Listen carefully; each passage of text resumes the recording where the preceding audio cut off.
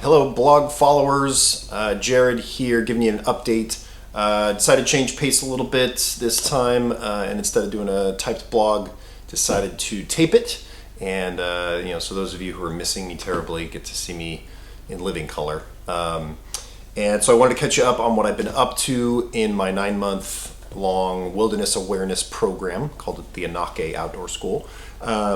And so we're in full swing of fall. Heck, if anything, we're almost over through fall. So one of the cool things we did, part of going to this program is becoming more connected with our indigenous culture and heritage and kind of re-indigenizing ourselves. So we're very closely connected with the seasons. So a couple weeks ago, we actually did what we call Fall Village Week, which was 3 days, 2 overnights at the school, where we completely focused on community and all of the things that come and go along with the fall. And so one of those things that was really, really special was ancestry. We have the holiday Halloween in Western culture, and a lot of other cultures have some different, very neat holidays and traditions that are very connected to their ancestry and their loved ones that have passed to the other side. And in Latin cultures, there's Dia de los Muertos, and in Celtic tradition, there's Samhain.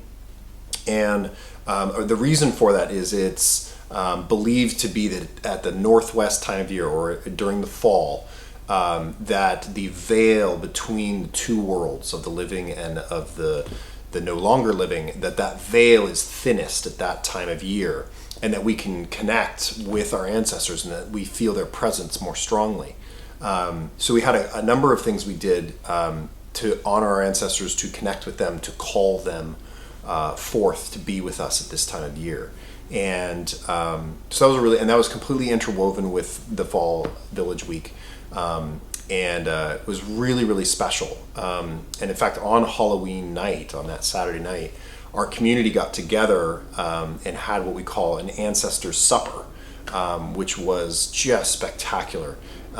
There was, 60 or 70 people from the greater community of this school that got together, and we all brought a dish that connected to a specific ancestor or to our heritage.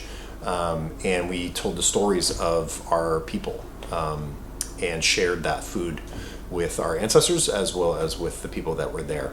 So that was really, really neat tradition to learn about and become a part of. But anyway, back to Fall Village Week. We also did a lot of things that our ancestors would have done as it got colder and wetter, which was be undercover, be inside a little bit more, and work on projects.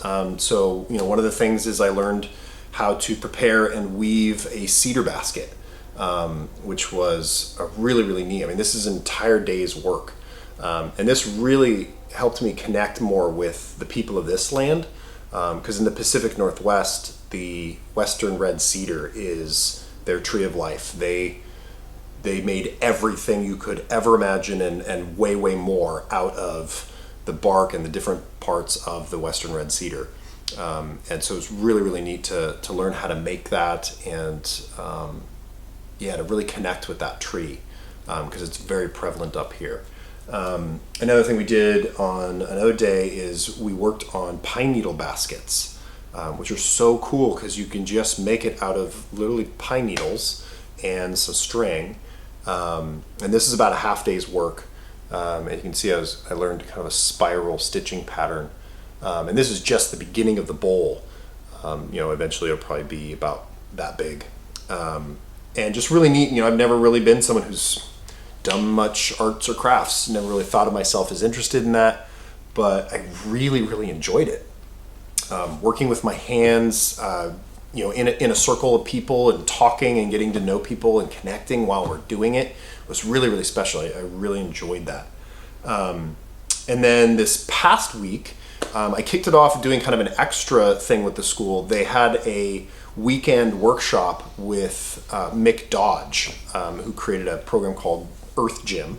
And some of you may know Mick from his TV show on National Geographic, which I didn't even know existed until I met him and he started sharing about making that show. But Mick is someone who, I don't know, 25, 30 years ago, just was done in the modern world and how we were living our lives, and ran off into the mountains near Olympia and took off his shoes and started wearing animal-based clothing and living in a tree stump and kind of living more of a hermit life, although he's a very personable person who's very connected to people, but just really wanted to connect with nature, wanted to move his body and be healthy again. And so now he travels all around sharing that message and the difference it can make for people. And specifically, he's designed a really great movement practice that he shares. And again, that's what's called Earth Gym. And so over the weekend, I got to do a training with him and meet with him. And it was really neat how much his philosophies line up with mine. And spent the whole weekend barefoot in the rain, which was awesome and a little cold. But overall, it was a lot of fun. And then we rolled right into this week, which was really great because this was the week we were practicing natural movement. And one of the main curriculums that the school teaches is a form called animal forms, which was really, really neat. Through my other training, I've learned some animal type movements, but this went way, way deeper. And I really enjoyed how playful it was, how useful it was. We spent a lot of time on the ground. We spent a lot of time mimicking animals. It's also a great way to connect with kind of an animal spirit or medicine, which is really useful if you're trying to track an animal or learn more about that animal and its behaviors, is to actually pretend to be that animal and move around the landscape as that animal. So we really had a lot of fun doing that. And then yesterday, Thursday, we went out to the Tolt River and learned how to make stone tools. Which was really cool. Basically, we spent at least half the day breaking rocks, which was awesome. Learned about 3 different techniques and how to do that, and learning which rocks are good for it and which aren't, and just a lot of application, just practicing it, learning it. And then the second half of the day, we actually started learning hafting and how to take those stone pieces that we had created into either a knife or a hatchet or whatever we were going to use it for, and then hafting it to a stick that we could then actually use it as a tool. And I got a little overly focused on trying to get the perfect hatchet head, and was really working on this one technique to try and shape my edge, and ended up bashing my finger really, really well, which is another reason why I'm videotaping this blog instead of typing it, because my finger's still a little sore.